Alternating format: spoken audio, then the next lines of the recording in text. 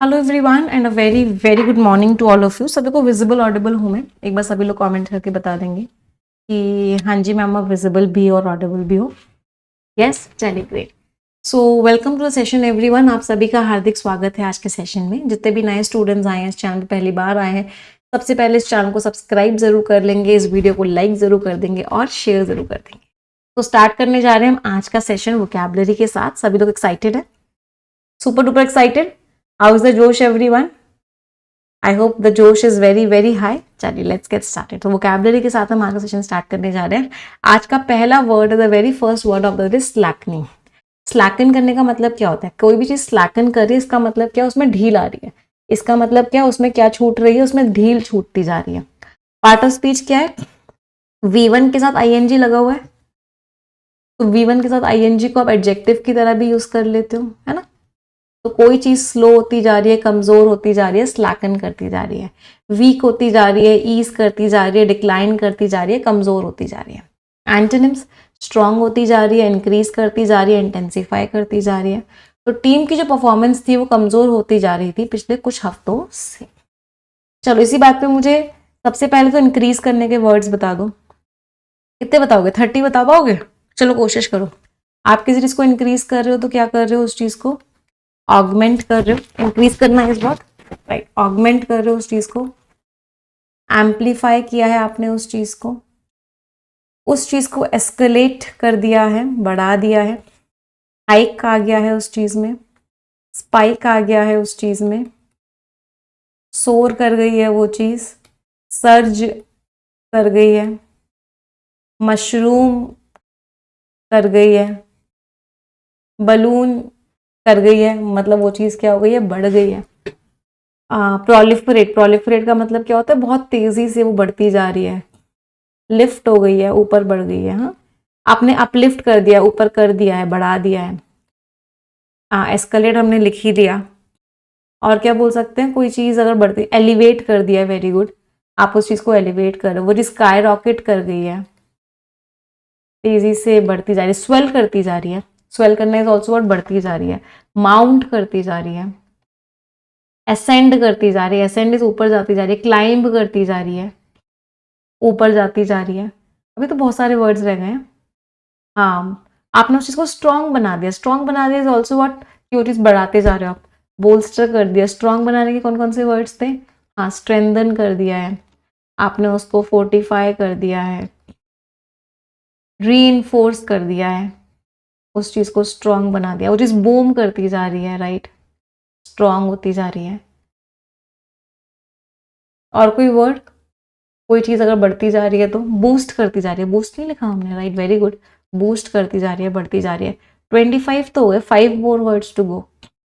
5 words और बताने हैं। हाँ, सभी लोगों को। बहुत तेजी से आप लोगों के कमेंट्स आने में पढ़े। स्पाइरल नहीं लिखा क्या हमने? हाँ, स्पाइरल रह गया, राइट? स्पाइरल करती जा रही है, बढ़ती जा रही है। थ्राइव कर रही है, thrive is a word, grow कर रही है। थ्राइव कर रही है, ग्रो कर रही है, प्रॉस्पर कर रही है, वेरी गुड, फ्लरिश कर रही है।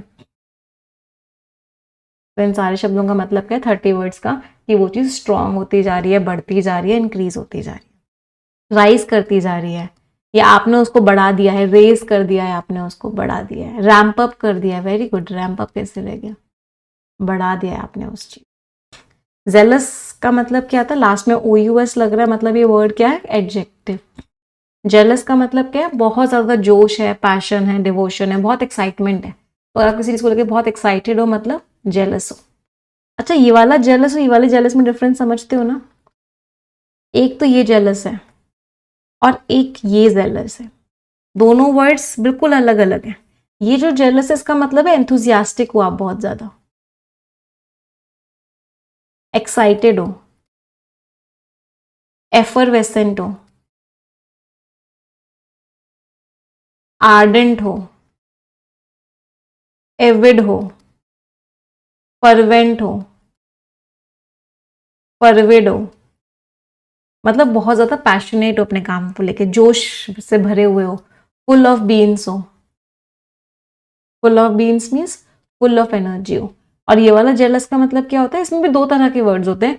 एक होता है जेलस और एक होता है एनवियस। एनवियस का मतलब होता है कि वो चीज़ उसके पास है तो मेरे पास भी होनी चाहिए, उसके पास बड़ी गाड़ी है तो मेरे पास भी बड़ी गाड़ी होनी चाहिए। आप एनवियस हो, मतलब आप चाहते हो कि जो सामने वाले के पास है वो आपके पास भी होना चाहिए। और जेलस थोड़ा सा नेगेटिव टोन का हो जाता है, इसका मतलब है मेरे पास नहीं है तो उसके पास भी नहीं होना चाहिए। जब मेरे पास गाड़ी नहीं है तो उसके पास गाड़ी कैसे है, उसके पास भी नहीं होनी चाहिए। जब आप सोचते हो कि उसके पास नहीं होना चाहिए तो आप जेलस हो रहे हो, और जब सोचते हो कि मेरे पास भी होना चाहिए तो आप एनवियस हो रहे हो। हल्का सा डिफरेंस होता है दोनों वर्ड्स में बस। चलिए वापस आते हैं। तो जेलस लोग क्या होते हैं, बहुत ज़्यादा एंथुजियाज्म होता है, बहुत पैशन डिवोशन, बहुत एंथुजियास्टिक हैं, पैशनेट हैं, डिवोटेड हैं, डेडिकेटेड हैं। एंटोनिम्स इनडिफरेंट, कोई फर्क ही नहीं पड़ता, एपिथेटिक कोई फर्क ही नहीं पड़ता, अनइंटरेस्टेड है। तो वो एक बहुत ज़्यादा जोश भरी सपोर्टर थी इन्वायरमेंटल कैंपेन की, तो वो बहुत फुल एनर्जी के साथ सपोर्ट करती थी इन्वायरमेंट को प्रोटेक्शन करने के लिए। हाँ, एंथुजियास्टिक का वर्ड एब्यूलियंट भी हो सकता है। एब्यूलियंट इज ऑल्सो व्हाट, कि आपके अंदर क्या है, बहुत ज़्यादा एनर्जी है, बहुत ज़्यादा जोश। अच्छा, अब यहाँ पे ना एक एरर का क्वेश्चन आता है बहुत बार। अभी हमने यहाँ पे डेडिकेटेड वर्ड पढ़ा है ना, डिवोटेड वर्ड पढ़ा,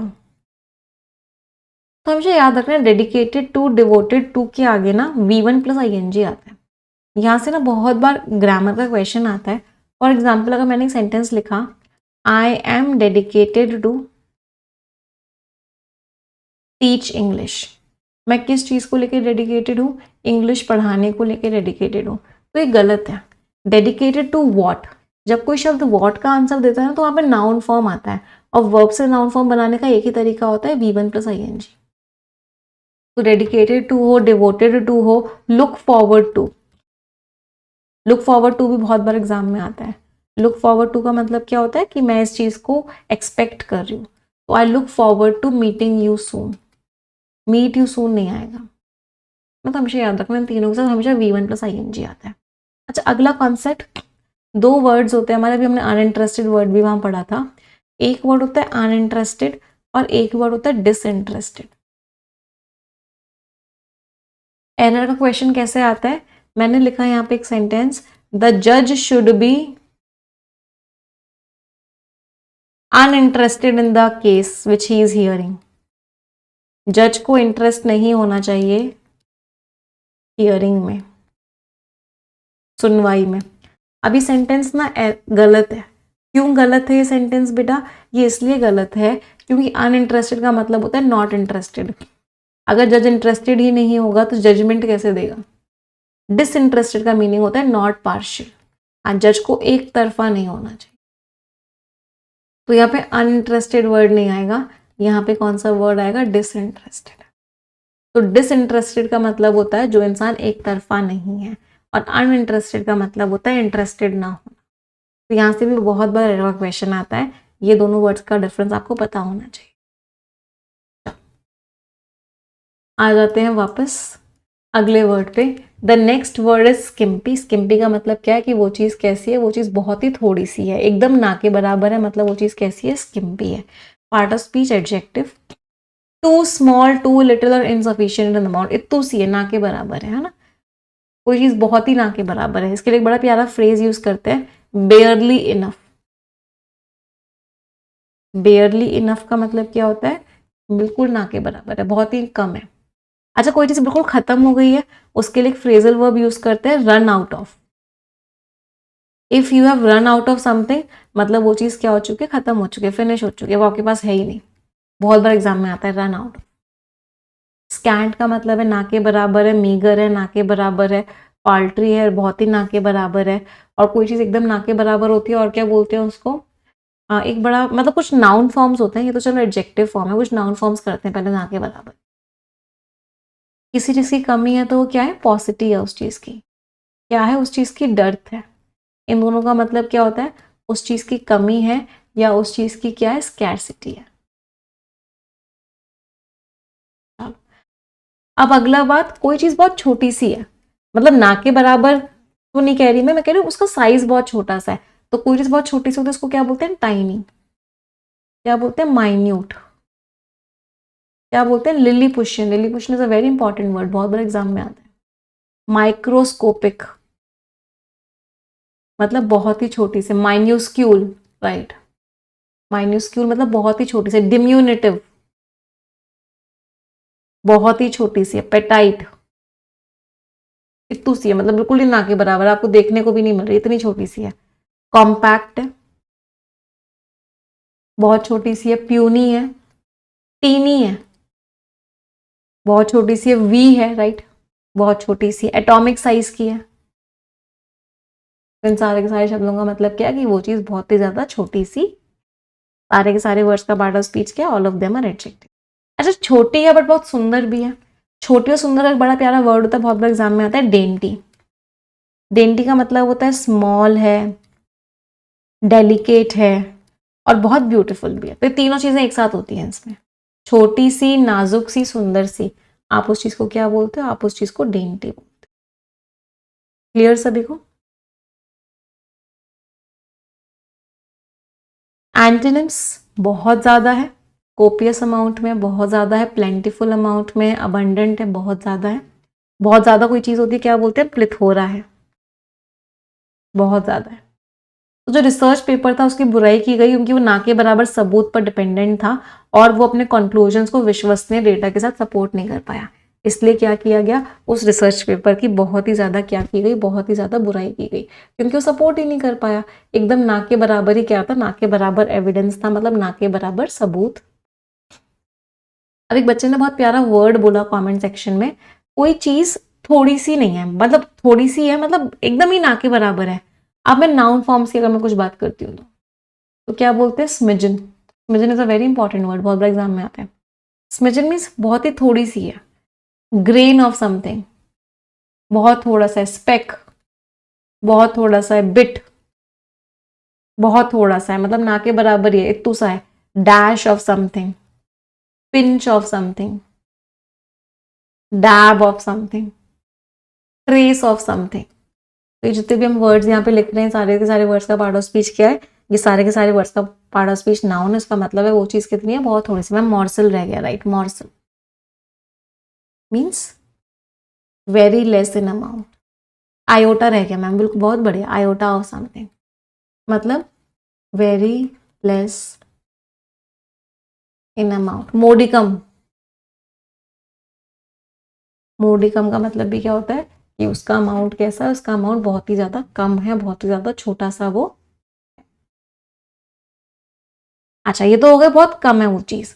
अगर कोई चीज बहुत ज्यादा है, मतलब भर भर के है, तो क्या बोलोगे आप, अगर कोई चीज बहुत ज्यादा है तो? अभी हमने एक वर्ड तो कर ही लिया, वो वर्ड क्या था, प्लिथोरा, बहुत ज्यादा है। मिरियाड बहुत ज्यादा है। बाउंटी बहुत ज्यादा है। कोपियसनेस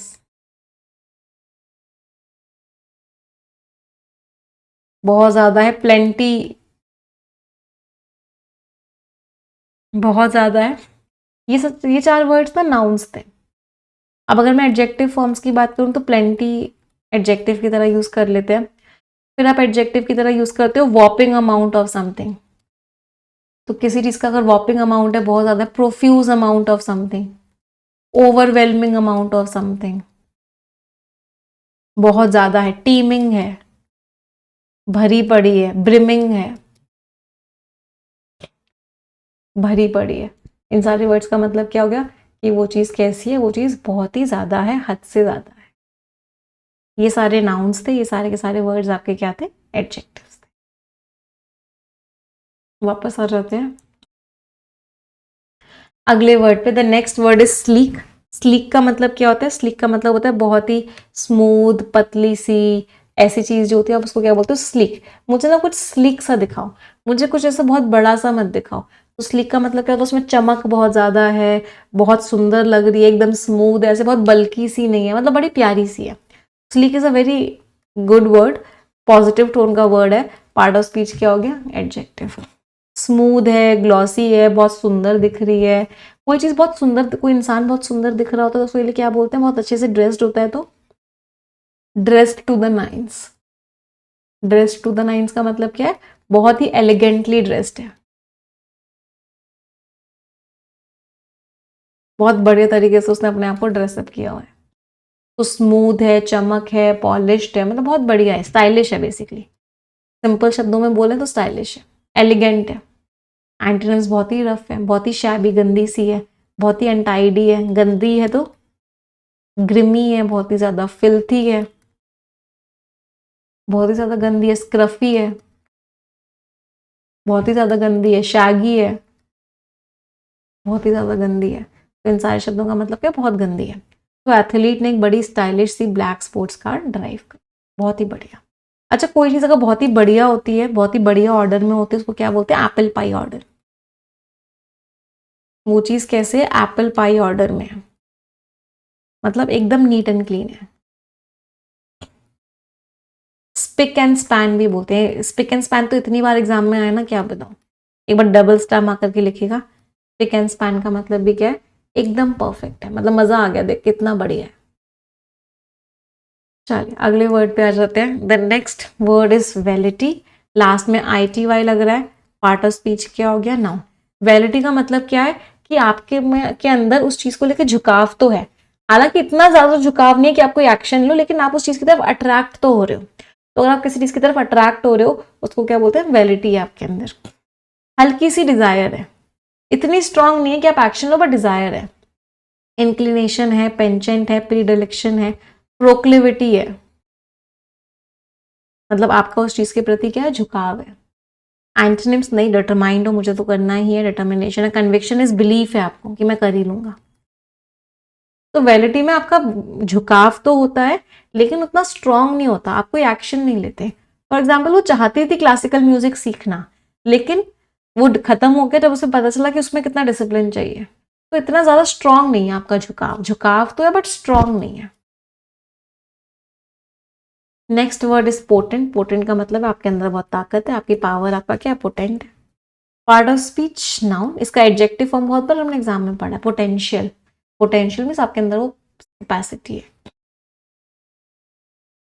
तो बहुत पावर है, स्ट्रेंथ है, इन्फ्लुएंस है, मतलब क्या है, पोटेंट है। तो पावरफुल हो।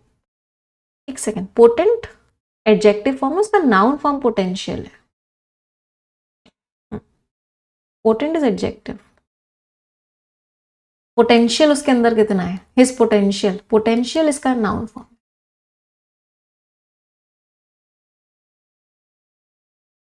पावरफुल है, स्ट्रांग है, इन्फ्लुएंशियल है, बहुत पावर है भाई। कोई चीज पावरफुल होती है कैसी होती है, रोबस्ट होती है, स्ट्रांग होती है। वीक है, इनइफेक्टिव है, पावर ही नहीं है बिल्कुल भी। कमजोर है, कमजोर के वर्ड्स क्या क्या थे, फ्रेल है, आसानी से टूट जाएगी तो फ्रेजाइल है, कमजोर है इंसान, फीबल है। तो जो नई मेडिसिन थी वो बहुत ही ज्यादा पावरफुल थी इन्फेक्शन के अगेंस्ट, मतलब बहुत पावरफुल थी। अच्छा, जो इंसान बहुत पावरफुल होता है, जो हर किसी को कंट्रोल कर रहा होता है, उसको क्या बोलते हैं, जिसके पास सारी डिसीजन मेकिंग पावर होती है, वो इंसान क्या करता है, कॉल द शॉट्स। वो डिसीजन लेता है, रूल द रूस्ट, वही डिसीजन लेता है। होल्ड द स्ट्रिंग्स, उसी के पास पावर होती है।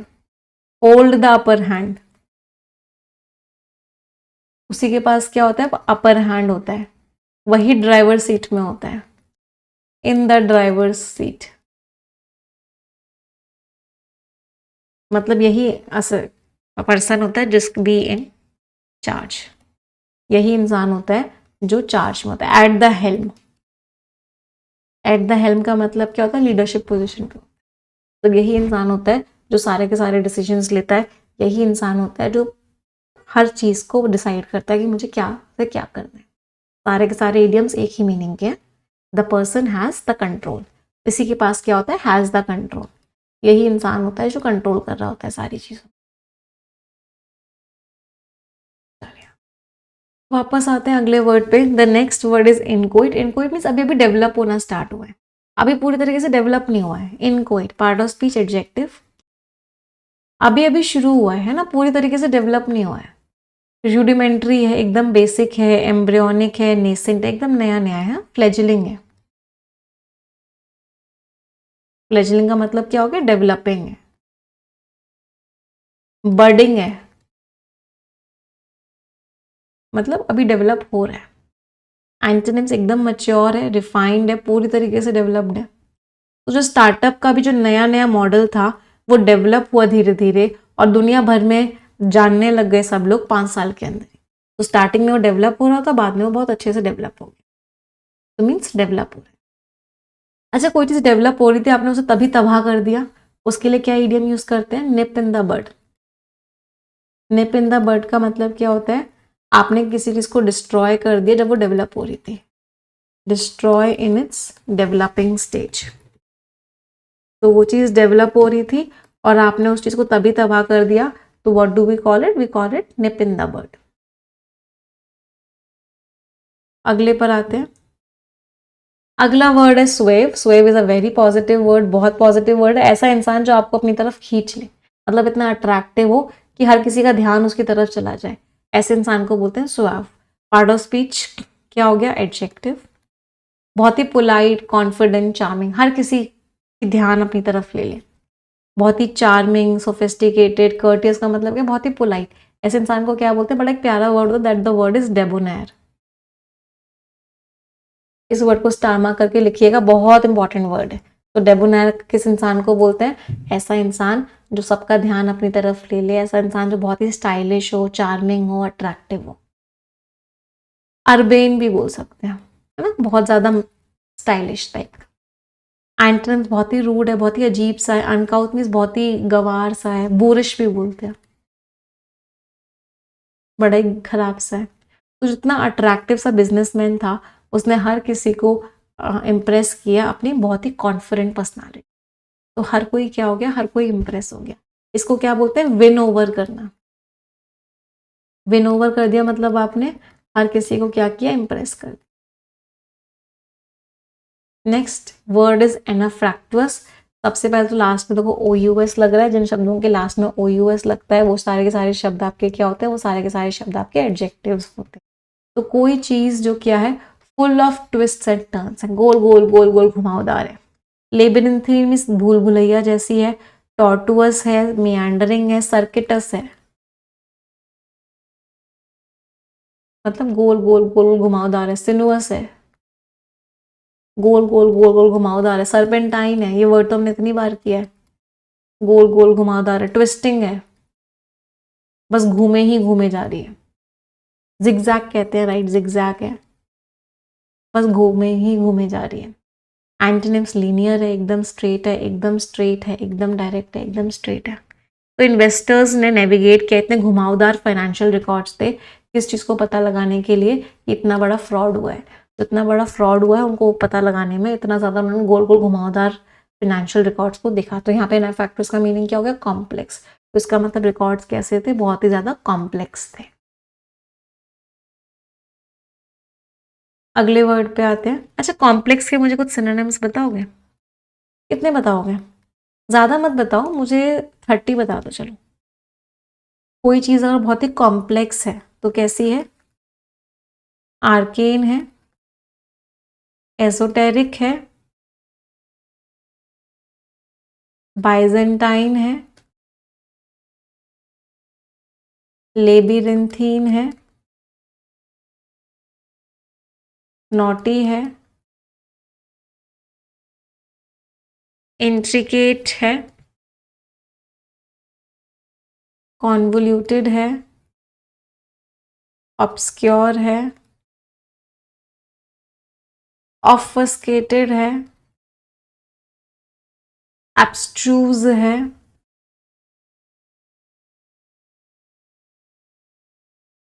पजलिंग है, एनिग्मेटिक है, कंफ्यूजिंग है। ये सारे आईएनजी वाले वर्ड्स लिख सकते हैं ना। बैम्बूजलिंग है, बिविल्डरिंग है, कंफाउंडिंग है, फ्लमॉक्सिंग है,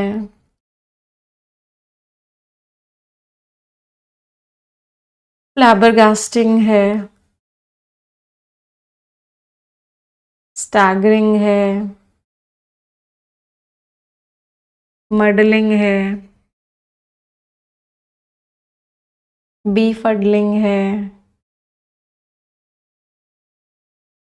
मेज लाइक है, मेज लाइक मीन्स भूल भुलैया जैसी है।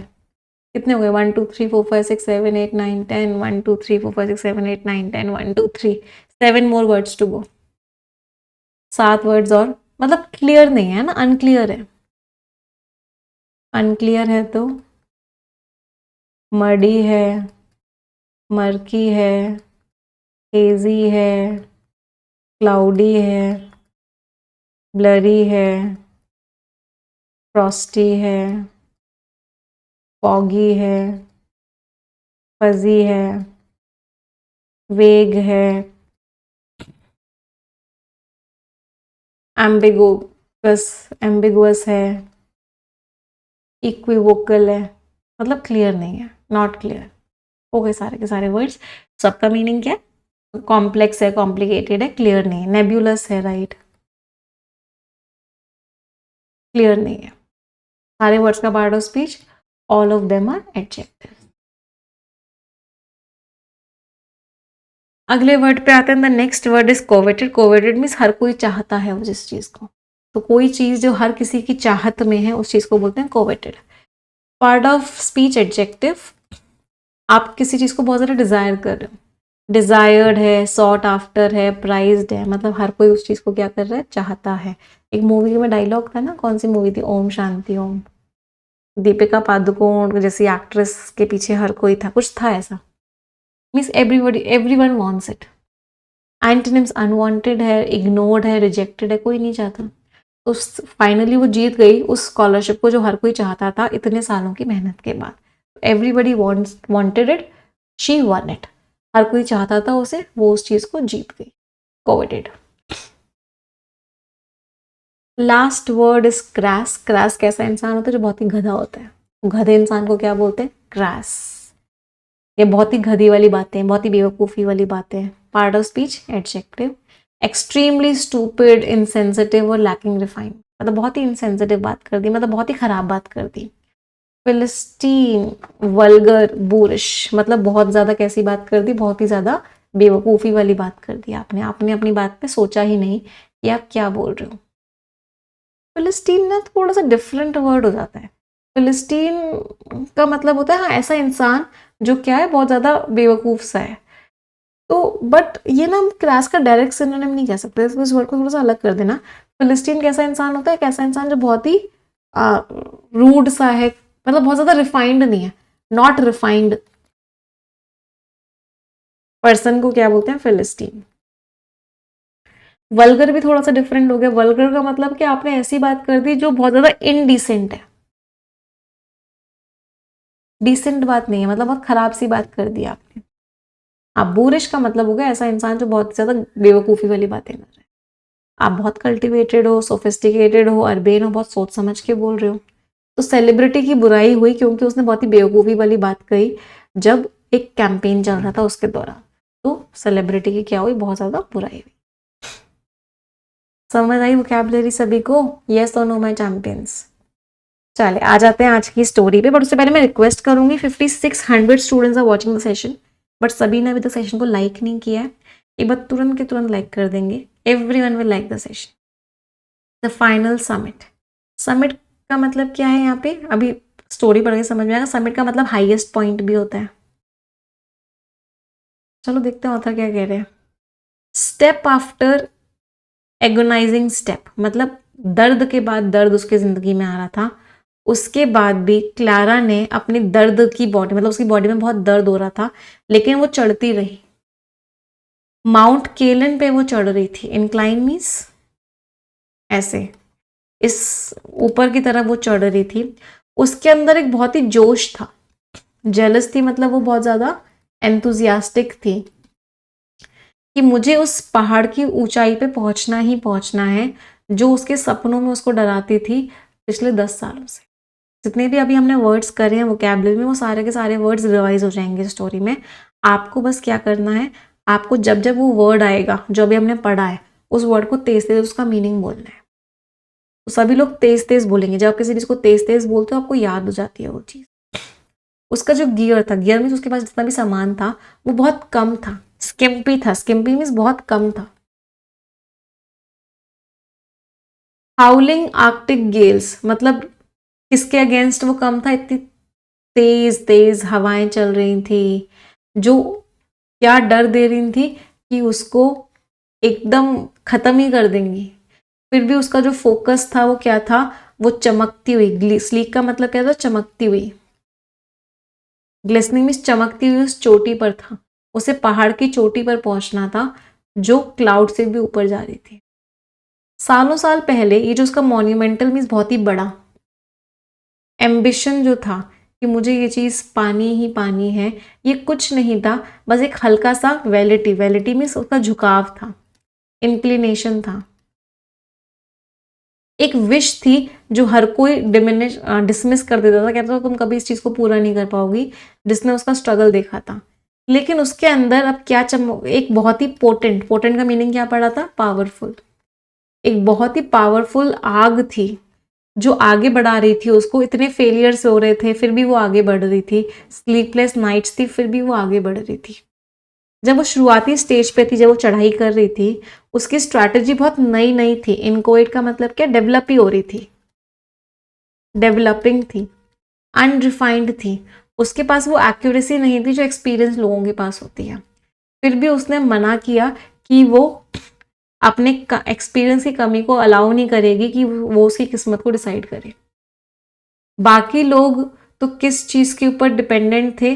बाकी लोग तो सुआव डिमिनर, डिमिनर का मतलब क्या होता है कि आप क्या हो, बहुत ज्यादा, मतलब आपका एक तरीके से पूरा का पूरा रास्ता। सुआव का मतलब हमने पढ़ ही लिया, बहुत ही ज्यादा बढ़िया इंसान, बहुत ही ज्यादा चार्मिंग पर्सनालिटी। तो बाकी लोग किस चीज पे डिपेंडेंट थे?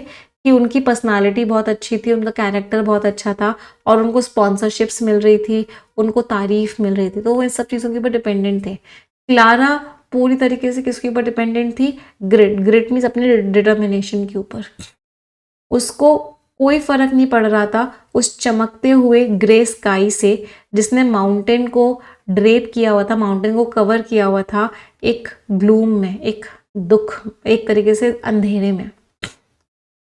उसने जितने भी बेवकूफ़ी वाले रिमार्क्स थे, क्रास मीन्स बेवकूफ़ी वाले, स्टूपिड बातें थी, जो लोग उस पर डाउट कर रहे थे उनको उसने इग्नोर किया।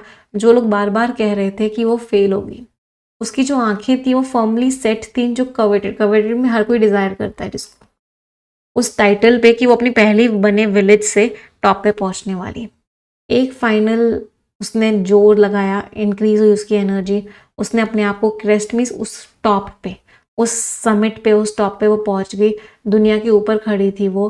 फिर क्या हुआ? स्टॉर्म आया और वो चला गया और सामने क्या दिखा उसे? एक सनराइज दिखा, सुंदर सा सनराइज।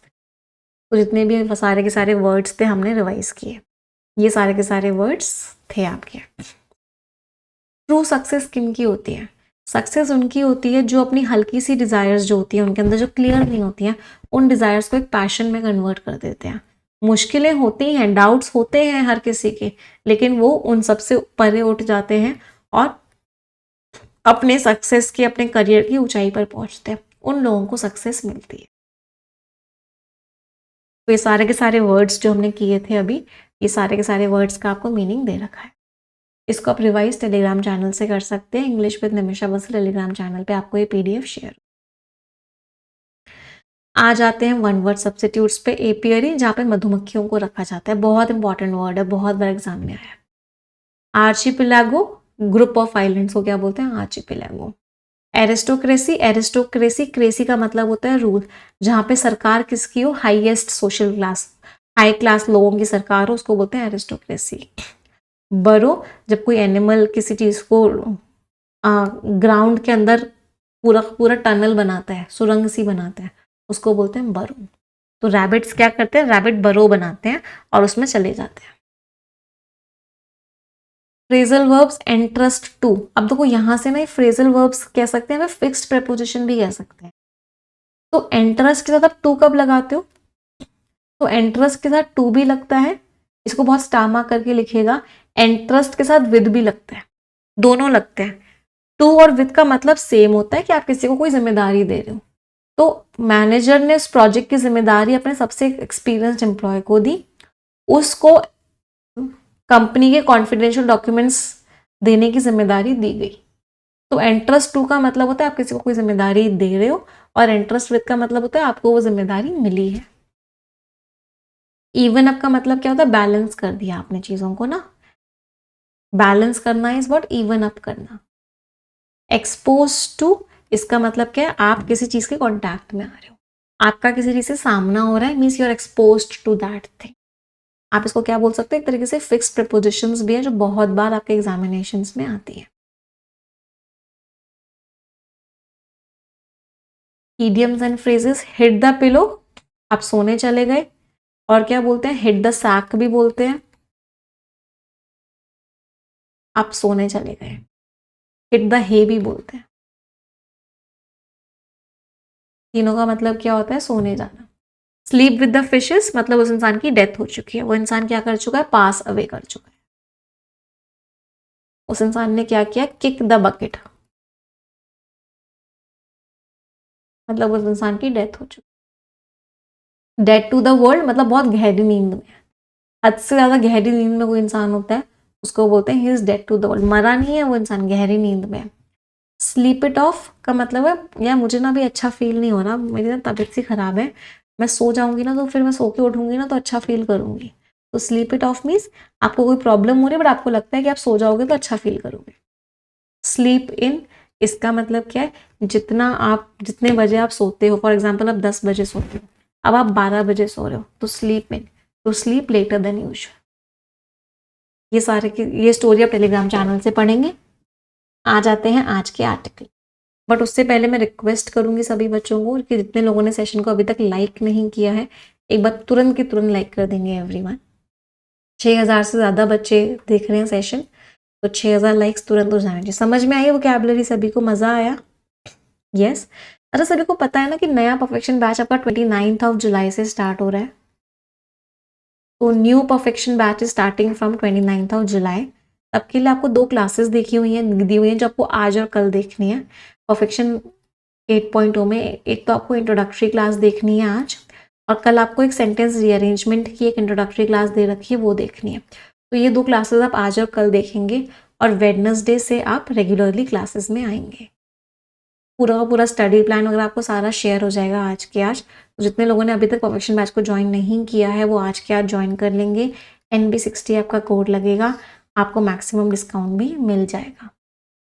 तो जितने लोगों ने अभी तक ज्वाइन नहीं किया वो आज हर हालत में ज्वाइन कर लेना, जिससे कि आज से ही आपकी इंग्लिश स्ट्रांग बनाने की तैयारी शुरू हो जाए। Indian monsoon, a democratic tipping point. Tipping point समझते हो क्या होता है? टिपिंग पॉइंट होता है एक ऐसा बहुत ही इंपॉर्टेंट पॉइंट जिसमें चेंजेस आते हैं, जिसमें बदलाव आता है।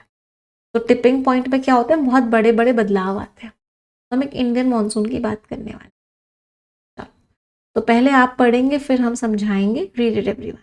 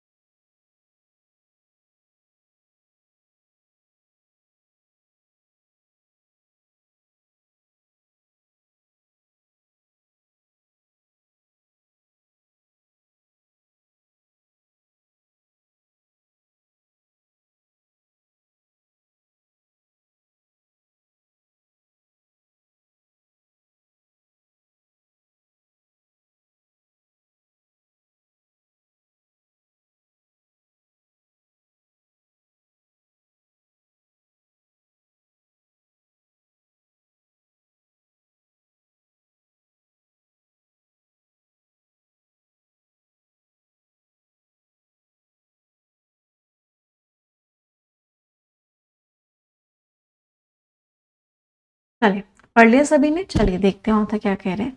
India stands at an, India एक बहुत ही इंपॉर्टेंट मोमेंट में है, एक बहुत ही इंपॉर्टेंट जगह पर है इन इट्स डेमोक्रेटिक जर्नी। तो डेमोक्रेटिक जर्नी में, जो डेमोक्रेसी की जो पूरी पूरी जर्नी है, इंडिया उसके एक बहुत ही इंपॉर्टेंट मोमेंट में है। ये टॉपिक कैसा था, मॉनसून कैसा था फिर? अच्छा, ये सब समय बताने के लिए बात हो रही थी कि इंडिया में मानसून चल रहा है, मतलब मानसून का मतलब यहाँ मानसून नहीं था, बारिश मतलब नहीं था यहाँ पे मतलब था कि जो प्रोटेस्ट चल रहे हैं इंडिया में, जो प्रॉब्लम्स हो रही हैं, ऑथर उसके बारे में बात कर रहे हैं। स्टूडेंट्स प्रोटेस्ट कर रहे हैं, क्या मांग रहे हैं कि फेयरनेस होनी चाहिए एग्जामिनेशंस में। नीट का पेपर जो लीक हुआ बहुत ही गलत हुआ, बच्चे सड़कों पे उतर आए, सभी लोग डिमांड कर रहे हैं सरकार को से कि इतना ज़्यादा कैसे हमारी कंट्री में दिक्कत हो सकती है, बार बार पेपर्स लीक क्यों हो रहे हैं। सोनम वांगचुक जी ने इतना लंबा फास्ट किया, मतलब शायद 26 दिन का उनका 26वें दिन उन्होंने अपना फास्ट तोड़ा, इतना लंबा फास्ट किया सोनम वांगचुक जी ने। And the monsoon session of parliament, और जो मॉनसून सेशन था पार्लियामेंट का, ये सारी की सारी चीज़ें क्या दिखाता है कि एक बहुत ही गहरी डेमोक्रेटिक रियलिटी है, एक बहुत ही गहरी सच्चाई है। और वो सच्चाई क्या है? सच्चाई ये है कि हमारे जो सिटीजन्स हैं, हमारे जो नागरिक हैं, वो क्या चाहते हैं कि उनको सुना जाए और कंट्री के फ्यूचर को एक शेप दी जाए। This moment can be describe, इस मोमेंट को ऑथर ने बोला है इंडियन मॉनसून। कैसे इंडियन मॉनसून बोला ऑथर ने इस मोमेंट को? ऑथर ने बोला जैसे कि जो एनुअल मॉनसून है, जो हर साल बारिश का मौसम आता है, वो कब आता है? इतनी गर्मी के बाद आता है। तो सोसाइटीज में भी ऐसा समय आता है जब एक्यूमुलेटेड, जब इकट्ठा हो जाता है लोगों का एस्पिरेशन कि हमें ये करना है, हमें ये करना है, और लोगों का फ्रस्ट्रेशन बढ़ जाता है, लोग फ्रस्ट्रेट हो जाते हैं, परेशान हो जाते हैं सिस्टम से। तो वो क्या चाहते हैं? वो चाहते हैं कि हम इस बात को सरकार तक पहुंचाएं, और वो शांति से डेमोक्रेटिक एक्सप्रेशन करते हैं, प्रोटेस्ट करते हैं, लेकिन वो प्रोटेस्ट कैसा होता है? पीसफुल होता है। ऐसे मोमेंट्स जो होते हैं, इनको वेलकम करना चाहिए कि ये अपॉर्चुनिटी है, ये एक अवसर है डायलॉग का, बातचीत का, रिफॉर्म का, बदलाव लाने का, और रिन्यूअल का, नई चीजें लाने का। इंडिया के पास बहुत कुछ है सेलिब्रेट करने के लिए, बहुत कुछ है इंडिया के पास अपने आप को सेलिब्रेट करने के लिए, मतलब अपनी बात पे अच्छा फील करने के लिए। हमने अपना डिजिटल पब्लिक इंफ्रास्ट्रक्चर अच्छा कर दिया है, डिजिटली चीज़ें बहुत लोगों को मिल रही हैं, ट्रांसपोर्टेशन इंप्रूव हुआ है इंडिया में, फाइनेंशियल इंक्लूजन स्ट्रेंथन हुआ है, बहुत लोगों के पास, इनफैक्ट हर किसी के पास जनरली अब बैंक में अकाउंट है जिसको वो एक्सेस कर रहे हैं, और अचीव सिग्निफिकेंट प्रोग्रेस, और हमने बहुत प्रोग्रेस अचीव करी है साइंस में और टेक्नोलॉजी में। तो बहुत सारी चीज़ें हैं जो इंडिया में अच्छी हुई हैं। फिर भी बहुत सारे जो यंग इंडियंस हैं, बहुत सारे बच्चे आज भी चिंतित हैं। इंडिया का जो यूथ है वो आज भी चिंतित है। किस चीज़ को लेके चिंतित है? कि जो एग्जामिनेशंस हो रहे हैं, क्या वो क्रेडिबल है, क्या वो विश्वसनीय तरीके से हो रहे हैं? क्रेडिबिलिटी मीन्स रिलायबिलिटी, क्या वो लीक तो नहीं हो रहे हैं? आज भी यूथ चिंतित है इस बात को लेके। क्या यूथ को क्वालिटी एजुकेशन मिल रही है? क्या यूथ को जॉब्स मिल रहे हैं? तो इंडिया टेक्नोलॉजी में आगे बढ़ रहा है, फाइनेंशियल इंक्लूजन हो रहा है, ट्रांसपोर्टेशन अच्छा हो रहा है, डिजिटल इंफ्रास्ट्रक्चर अच्छा हो रहा है, सब कुछ अच्छा हो रहा है। बट आज का बच्चा परेशान। क्यों आज का बच्चा परेशान है? हमारा यूथ परेशान है। क्यों परेशान है? क्योंकि वो पढ़ तो लेता है बट उसको जॉब नहीं मिलती। इतने सारे बच्चे अप्लाई करते हैं इतनी सी वैकेंसीज के लिए, क्वालिटी एजुकेशन नहीं मिलती, बच्चों को स्किल्स नहीं सिखाई जाती हैं, जो एग्जाम्स होते हैं बच्चों के वो विश्वसनीय तरीके से नहीं होते हैं, लीक पे लीक सामने आ रहे हैं। तो इन सब चीज़ों को लेके आज का यूथ कंसर्न है। अगला पैराग्राफ पढ़ेंगे सभी लोग।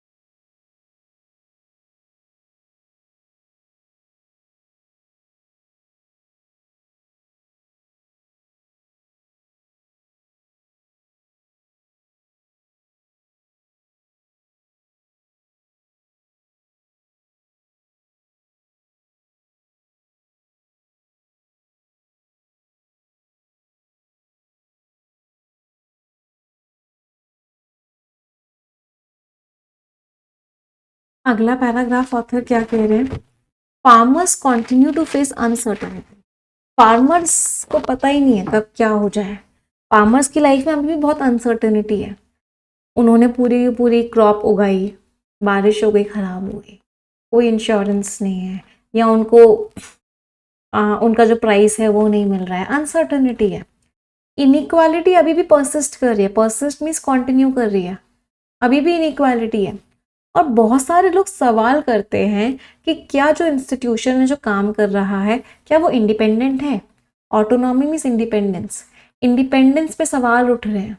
मीडिया इंडिपेंडेंट है क्या, या मीडिया सरकार के हिसाब से चलती है, या जो डिबेट चलती है उसकी क्वालिटी क्या है डेमोक्रेसी को लेके। तो ये जो कंसर्न्स हैं, ये जो चिंताएं हैं लोगों की, इनको आप खतरों की तरह मत देखो, थ्रेट मीन्स डेंजर। इनको आप खतरों की तरह मत देखो, इनको डेमोक्रेटिक सिग्नल्स की तरह देखो। ये सिग्नल हैं जो बता रहे हैं कि डेमोक्रेसी है हमारी कंट्री, हमारी कंट्री में हर के पास हक है। इंडिया की पता है सबसे बड़ी ताकत क्या है, इंडिया की जो ग्रेटेस्ट स्ट्रेंथ है वो उसकी डाइवर्सिटी है। डाइवर्सिटी मीन्स अलग अलग तरह के लोग रहते हैं हमारे यहाँ, वेराइटी है। वेराइटी मीन्स अलग अलग तरह के लोग रहते हैं हमारे यहाँ। प्रोटेक्टेड बाय अ कॉन्स्टिट्यूशन, और उस चीज को कॉन्स्टिट्यूशन प्रोटेक्ट करता है जो फाउंडेड, फाउंडेड में जिसका बेस क्या है, जिसका बेस है जस्टिस, न्याय, लिबर्टी, फ्रीडम, इक्वालिटी, बराबरी, फ्रैटर्निटी, भाईचारा। तो हमारे कॉन्स्टिट्यूशन का बेस है ये सब, ब्रदरहुड। एज द कंट्री, जैसे जैसे कंट्री हमारी मूव कर रही है towards the centenary, centenary means 100 years हो जाएंगे हमारे इंडिपेंडेंस को। तो हमारे इंडिपेंडेंस को 100 साल होने वाले हैं 2047 में। तो हमें पूछना चाहिए, क्या हमारी कंट्री सिर्फ इकोनॉमिक ग्रोथ मांग रही है, क्या हमारी कंट्री सिर्फ इकोनॉमिक ग्रो करे तो बढ़िया है, या फिर हमें एक और भी ज्यादा इंक्लूसिव, इंक्लूसिव में सबको साथ लेके चलने वाली, इनोवेटिव, नई नई चीजें लाने वाली, इक्विटेबल, बराबरी होने वाली, एंड कंपैशनेट या काइंड सोसाइटी चाहिए।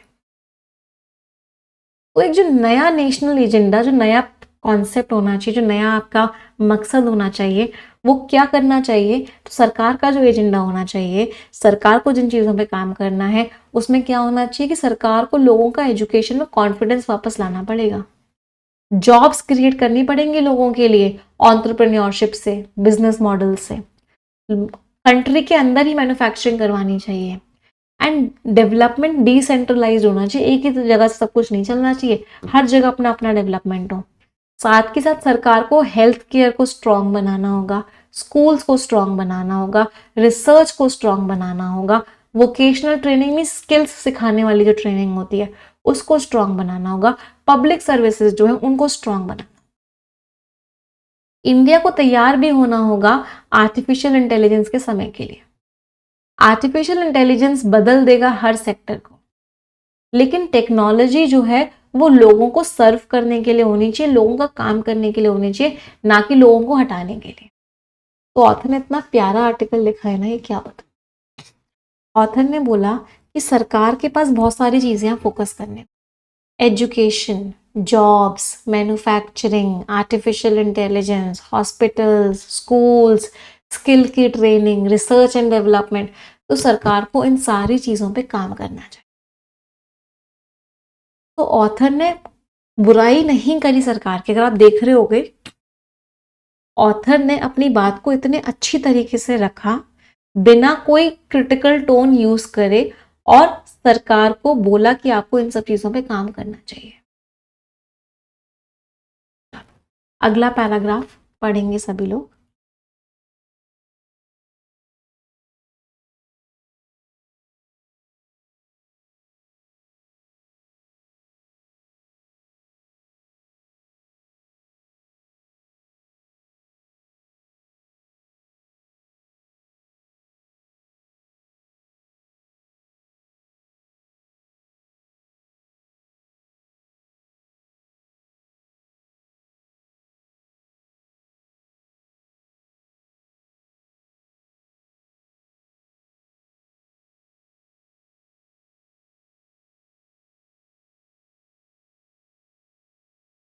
अगला पैराग्राफ ऑथर क्या कह रहे हैं, इंडिया के पास टैलेंट है, इंडिया के पास बहुत स्किल्ड लोग हैं, मतलब टैलेंटेड लोग हैं, डिजिटल फाउंडेशन भी है, हमारे पास बेस भी है, जिससे कि हम दुनिया भर का लीडर बन सकते हैं आर्टिफिशियल इंटेलिजेंस में। और पब्लिक गुड, सबके भले के लिए, कि हम अपने टेक्नोलॉजिकल एक्सीलेंस को, अपनी टेक्नोलॉजी में जो हम आगे हैं उसको बढ़ा दें, कंबाइन कर दें कॉन्स्टिट्यूशनल वैल्यूज के साथ, जो हमारा कॉन्स्टिट्यूशन कहता है उसके साथ, एंड एथिकल लीडरशिप, और हम चीजें वो करें जो सही है, कुछ भी गलत कदम ना उठाएं। अल्टीमेटली अगर हम अल्टीमेटली मीन्स फाइनली, एथिकल का मतलब क्या होता है कि आप अपने मॉरल वैल्यूज फॉलो कर रहे हो, आप कुछ गलत नहीं कर रहे हैं। तो इंडिया का सबसे बड़ा चैलेंज पता है क्या है? फिलोसफिकल है, फिलोसफी पर डिपेंडेंट है। फिलोसफिकल का मतलब कि क्या हम अपनी फिलोसफी फॉलो कर रहे हैं, जो हमारे प्रिंसिपल्स हैं क्या हम वो फॉलो कर रहे हैं। हमें इंडिया का जो कॉन्स्टिट्यूशनल आइडिया है, तो हमारा जो कॉन्स्टिट्यूशन जो कहता है उसको हमें प्रिजर्व करना है। प्रिजर्व मीन्स बचा के रखना है। अगर कंट्री अपने यूथ को सशक्त बनाती है, एम्पावर मीन्स सशक्त, अगर कंट्री अपने यूथ को सशक्त बनाती है, इनइक्वालिटी कम करती है, डेमोक्रेटिक इंस्टीट्यूशंस जो उनको स्ट्रांग बनाती है, ह्यूमैनिटी को ऊपर रखती है बटाव से, तो डिवीजन नहीं, हमें इंसानियत को ऊपर रखना है, तो हम दुनिया को एक मॉडल दे सकते हैं डेवलपमेंट का, जो कंबाइन करेगा इकोनॉमी की प्रोग्रेस को भी और ह्यूमन की डिग्निटी को भी, रिस्पेक्ट को भी। तो ऑथर ने बोला कि हमें एआई में आगे बढ़ना है, नहीं, हमें एआई में आगे बढ़ना है, साथ के साथ हमें एथिकल डेवलपमेंट करना है। हमें ऐसा डेवलपमेंट करना है जो सही भी हो, हमें कुछ गलत नहीं करना, हमें अपने कॉन्स्टिट्यूशन की वैल्यूज को फॉलो करना है, हमें इनइक्वालिटी को कम करना है, हमें इंसानियत को ऊपर रखनी है। तो हमें इकोनॉमिक प्रोग्रेस तो करनी ही करनी है, साथ के साथ हमें इंसानियत भी बचा के रखनी है, ह्यूमन डिग्निटी भी बचा के रखनी है। तो ये जो इंडियन मॉनसून है, ये कोई पॉलिटिकल मूवमेंट नहीं है, ये एक डेमोक्रेटिक सीजन है, एक समय आया है रिन्यूअल का, चीज़ों को बदलने का। ये हमें याद दिलाता है कि जो लास्टिंग प्रोग्रेस होती है, लास्टिंग में जो लंबा चले, तो जो लंबे चलने वाली प्रोग्रेस होती है वो बातचीत से आती है। डायलॉग मीन्स कन्वर्सेशन, बातचीत से आती है। रिफॉर्म मीन्स बदलाव, बदलाव से आती है। और करेज के साथ आती है, कि हमारे अंदर ताकत होनी चाहिए कि हम बिल्ड करें एक अच्छा फ्यूचर। इन सब चीज़ों से प्रोग्रेस मिलती है। पैसेज समझ आया सभी को? यस और नो माय चैंपियंस? चलिए आ जाते हैं क्वेश्चंस पे। All the best everyone.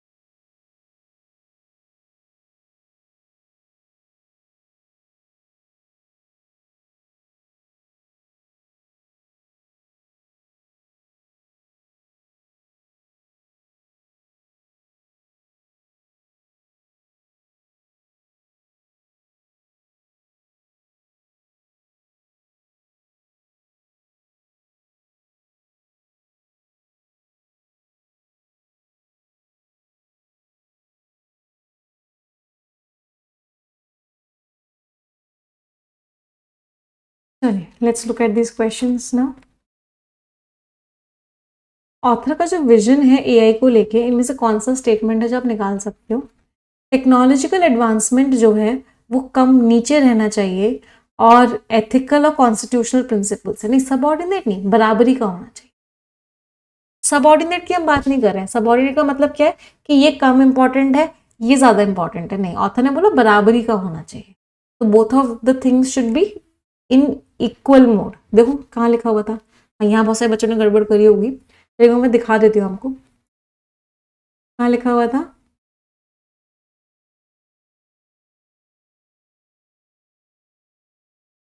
Economic growth चाहिए या फिर ये चाहिए जो एजेंडा है वो ये सब होना चाहिए साथ के साथ, तो साथ के साथ होना चाहिए। और सबऑर्डिनेट का मीनिंग क्या होता है?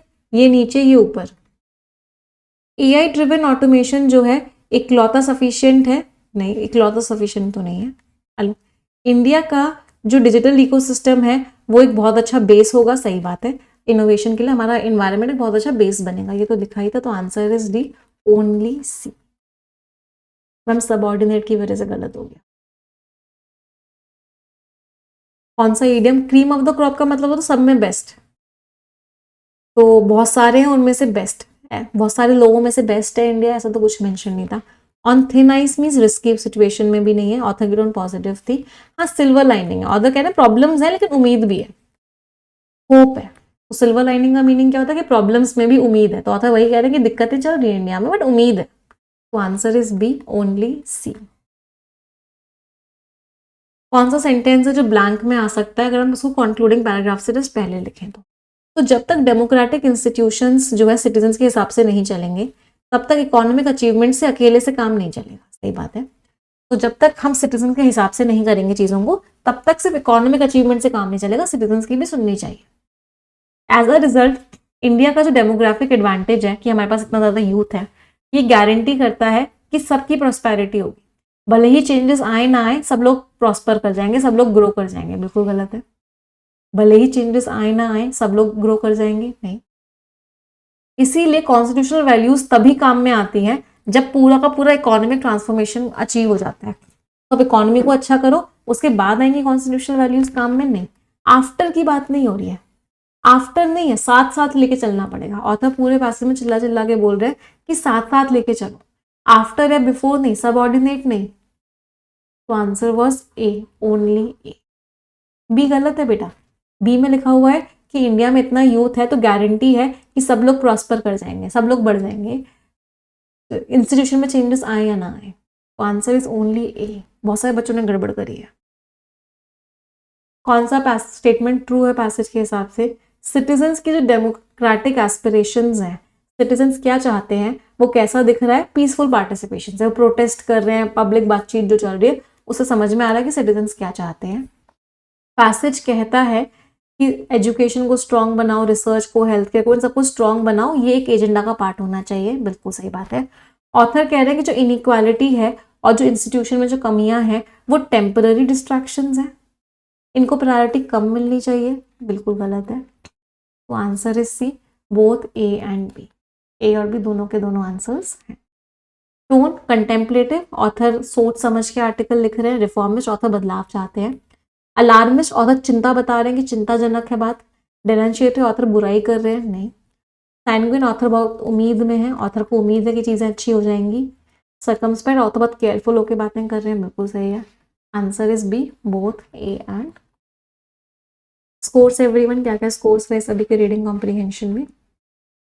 चलिए आ जाते हैं एरर डिटेक्शन के क्वेश्चन पे। उससे पहले मैं रिक्वेस्ट करूंगी, 7,000 बच्चे सेशन देख रहे हैं, जितने लोगों ने लाइक नहीं किया हुआ एक बार तुरंत के तुरंत लाइक कर देंगे। Everyone will like the session, 7,000 likes तुरंत होने चाहिए। चलिए, all the best for error detection question.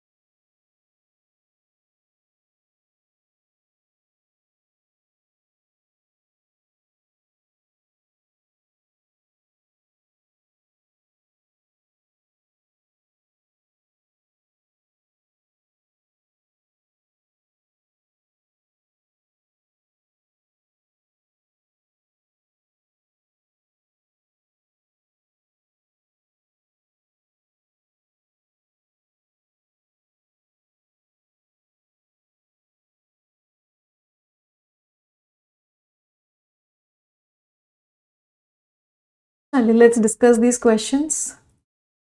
He made me, made के बाद या फिर लेट के बाद ऑब्जेक्ट आता है तो वर्ब की फर्स्ट फॉर्म डायरेक्टली आती है. इसको बेयर इन्फिनेटिव बोलते हैं. तो he made me repeat the entire story in front of the audience. Made plus object plus verb की first form. Answer is B. I would rather stay at home. Rather के साथ verb की first form है, then के साथ भी verb की first form आएगी. Than go out. Rather than दोनों के साथ क्या लगाते हैं? वुड है, वुड के साथ वर्ब की फर्स्ट फॉर्म आएगी तो दोनों के साथ सेम ही आएगा. Answer is C. I would rather stay at home than go out in the scorching heat. The doctor suggested, suggested के साथ जेरेंड आता है. सजेस्टेड व्हाट, क्या सजेस्ट किया ना? Suggested taking. तो डॉक्टर ने सजेस्ट किया कि आप एक छोटा सा ब्रेक ले लो इस स्ट्रेसफुल जॉब से. The doctor suggested taking a short break from the stressful job. I can not help but to laugh नहीं बट लाफ. कैन नॉट तो कैन के साथ वर्ब की फर्स्ट फॉर्म, तो ये भी बट भी कैन का ही पैरलिज्म है तो यहाँ पे भी वर्ब की फर्स्ट फॉर्म डायरेक्टली आएगी. मैं कुछ नहीं कर पाया, बस हंस रहा था उसके जोक्स पे. स्टॉप, क्या स्टॉप करना है? क्या क्या का आंसर मिल रहा है, मतलब V1 प्लस ING का. Stop talking and listen to what the teacher is. बात करना बंद करो और सुनो टीचर क्या कह रही. ये सारे के सारे कॉन्सेप्ट आपको 120 रूल्स ऑफ ग्रामर में मिल जाएंगे या फिर ग्रामर ग्रंथ में मिल जाएंगे. अगर आपने नहीं किया हुआ है तो प्लीज डू देम. चलिए आ जाते हैं स्किमिंग पे. आज का आर्टिकल बहुत प्यारा आर्टिकल है स्किमिंग का. रेडी है एवरीवन? फिर से रिक्वेस्ट करूंगी, 7,000 से ज़्यादा बच्चे सेशन देख रहे हैं बट सभी ने अभी तक लाइक नहीं किया हुआ है, बट तुरंत लाइक कर देंगे. परफेक्शन की डिटेल्स मैं आपको सारी एकदम लास्ट में दूंगी बेटा. Life is many a marathon. बड़ा प्यारा आर्टिकल लग रहा है. All the best everyone.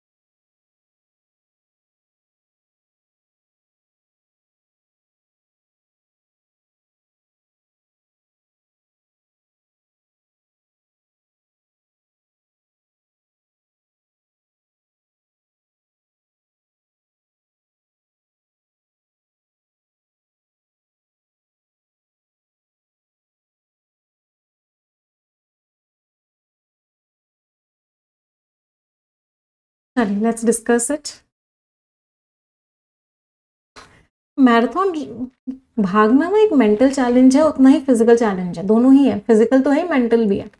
सबसे बड़ी प्रॉब्लम क्या होती है, ट्रेनिंग शुरू होती है ना उससे पहले, जब माइंड में फियर होता है, डाउट होता है, क्वेश्चंस होते हैं कि क्या मैं डिस्टेंस पूरा कर पाऊंगा, मेरी बॉडी केपेबल भी है, कितना टाइम है ट्रेन करने के लिए। एक बार डाउट्स आप क्लियर कर लेते हो, फिर आप सोच लेते हो कि मुझे रन करना ही करना है, जर्नी शुरू होती है। इस मेंटल विक्ट्री के बावजूद भी मैराथन ट्रेनिंग बहुत मुश्किल है। बहुत सारे रनर्स को पता लगता है कि जो सोचना ईजी था प्रिपेयर करने से, इंजरीज होती हैं, ट्रेनिंग अच्छे से नहीं होती, प्रिपरेशन अच्छी नहीं होती, तो बहुत सारे लोग पहुंच ही नहीं पाते। इन रिस्क को खत्म करने के लिए आपको एक स्ट्रक्चर्ड ट्रेनिंग प्लान फॉलो करना चाहिए। आप गाइडेंस ले लो एक कोच से या मेंटोर से। मैराथन की ट्रेनिंग की आपको बहुत कुछ सिखाती है, ये बताती है कि सही स्पीड मेंटेन करना है, न्यूट्रिशन फॉलो करना है, रेस्ट लेना है, रिकवरी होनी चाहिए। स्पीड भी बहुत इंपॉर्टेंट होती है। बहुत सारे जो फर्स्ट टाइम रनर्स होते हैं बहुत तेजी से भागते हैं और फिर बाद में वो रुक जाते हैं, तो प्रॉपर स्पीड भी मेंटेन करनी है, इंजरीज भी ना हो। बहुत सारे फर्स्ट टाइम मैराथन फिनिशर्स जो होते हैं वो कहते हैं कि अब वो दोबारा दूसरी मैराथन कभी नहीं लड़ेंगे। रिकवर करना भी बहुत मुश्किल होता है। तो ये जो सेंस होता है कि हमने कुछ अकॉम्प्लिश किया है, ग्रोथ है, फुलफिलमेंट, इससे वो कंटिन्यू करते हैं। उनका बॉडी अगर हेल्दी और अलाइंड है। कुछ डेडिकेटेड एथलीट्स जो अपने आप को चैलेंज करते हैं कि वो अल्ट्रा मैराथन में भी पार्टिसिपेट करते हैं। तो ऑथर कंपैरिजन ड्रॉ कर रहे हैं कि देखो मैराथन और लाइफ में जो बहुत बड़े बड़े अचीवमेंट्स, माइलस्टोन्स होते हैं, उन सब में कंपैरिजन है। आपकी हर स्टेज जिंदगी की एक मैराथन है। आप अभी कॉम्पिटिटिव एग्जाम की तैयारी कर रहे हो, आपने ग्रेजुएशन किया होगा, स्कूलिंग करी होगी, हर एक चीज एक मैराथन है जिसके लिए आपको बहुत ही केयरफुल प्लानिंग करनी होगी, बहुत डिसिप्लिन से आगे बढ़ना होगा, पेशेंस रखना होगा और आपके एक्सपेक्टेशंस रियलिस्टिक होने चाहिए। बाहर के प्रेशर्स भी आएंगे, आप बहुत ज्यादा भी हो सकता है एम्बिशियस हो जाओ, तो ये आपको आपकी लिमिट से पुश बियॉन्ड करेंगे या फिर आपको कहीं ना कहीं रोक देंगे। फेलियर्स भी आएंगे, फेलियर्स आपको बहुत लेसन्स भी देंगे। तो अगर आप बहुत अच्छे से प्रिपेयर करते हो, बैलेंस है आपके अंदर, परसिवरेंस है, रोज मेहनत कर रहे हो, लगातार मेहनत कर रहे हो और जागरूकता है अपने आप को लेके, तो हर जो मुश्किल आएगी आपके सामने वो आपके लिए एक अपॉर्चुनिटी होगी जो आपको ग्रो करवाएगी और आपकी हर जर्नी पिछली वाली से ज्यादा अच्छी हो। तो कितनी अच्छी बात बोली होता है ना, हिट द वॉल का मतलब है वो आपके आगे आपके पास कोई रास्ता नहीं बचा, उसको बोलते हैं हिट द वॉल। आपको समझ ही नहीं आ रहा आगे कहाँ जाओ। तो ऑथर का मेन आर्ग्यूमेंट क्या है कि सिर्फ फिजिकल कंडीशनिंग से काम चल जाएगा, अलोन वर्ड ने घोटाला कर दिया। मेंटल कमिटमेंट्स आप जर्नी तो शुरू कर लोगे, हाँ यार मुझे करना है, लेकिन सक्सेस आपको तब मिलती है जब आप डिसिप्लिन रहते हो पूरी जर्नी में, आप अच्छे से अपने आप को ट्रेन करते हो और आप अवेयर होते हो। तो आपने अपने आप से वादा कर लिया मुझे करना है, चलो शुरू तो कर लिया, लेकिन आगे बढ़ने के लिए आपको डिसिप्लिन चाहिए। रोज रोज वही चीज रेगुलरली करनी पड़ेगी, रोज एडिटोरियल करना पड़ेगा, रोज परफेक्शन करना पड़ेगा, रोज रीजनिंग करनी पड़ेगी, रोज क्वांट्स करनी पड़ेगी, रोज के रोज पढ़ाई करनी पड़ेगी, बैठना पड़ेगा, रोज सुबह उठना पड़ेगा, रोज चीजों को सैक्रिफाइस करना पड़ेगा। तो प्रिपरेशन कैसी होनी चाहिए, बहुत डिसिप्लिन रोज करनी पड़ेगी, तब जाके आप अपने कमिटमेंट को अपनी सक्सेस में कन्वर्ट कर पाओ। ये मेनली एक्सपर्ट कोचिंग पे डिपेंडेंट करती है, पर्सनल डिटर्मिनेशन का बहुत ना के बराबर इन्फ्लुएंस है नहीं। सबसे बड़ा चैलेंज रेस के बाद आता है नहीं। तो answer is what, answer is D. तो ऑथर जो डिस्कस कर रहे हैं रनर्स को, जो पहले मना करते हैं लेकिन बाद में फिर वो रजिस्टर करते हैं, ऑथर क्या बता रहे हैं, तो क्या बताने की कोशिश कर रहे हैं, तो होता क्या है, आपको लग रहा होता है नहीं यार अब तो मैं नहीं कर पाऊंगा, अब तो मैं नहीं कर पाऊंगा, लेकिन फिर आप सोचते हो नहीं यार करना है यार।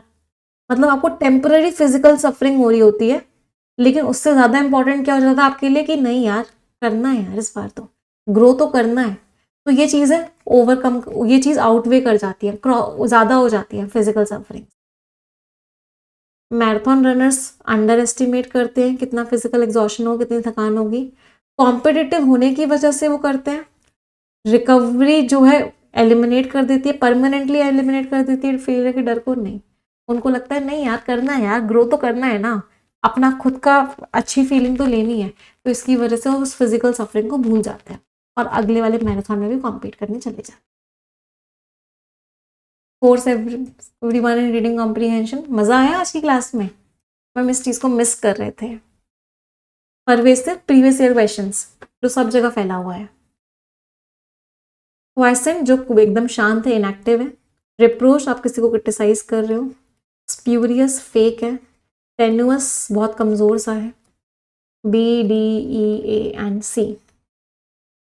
Previous year idioms advance wits and आपको समझ नहीं आ रहा क्या करूं, पजल्ड हो। बरी द हैचेट या खत्म करो यार लड़ाई।